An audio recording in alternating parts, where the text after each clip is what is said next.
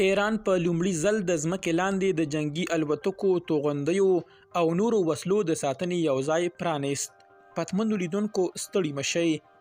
د عقاب 44 په نوم دې ځای کې به جیټ او بې پیلوټه ډرون الوتکې او همدارنګه ځینې بمونه او توغندي ساتل کیږي. ایرانی چارواکي وایي دا تمځای یې په نوې جنگي او دفاعي ټکنالوژي سمبال کړی او یو له هغو مهمو اډو دی چې د کروز توغندیو لیږدونکي جیټ الوتکې به پکې ساتل کیږي.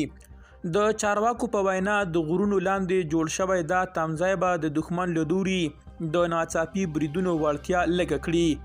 رسنیو د تمځي انځورونه خپاره کړي خو د ټاکلي ځای په اړه یې څه نه دي خپاره شوي.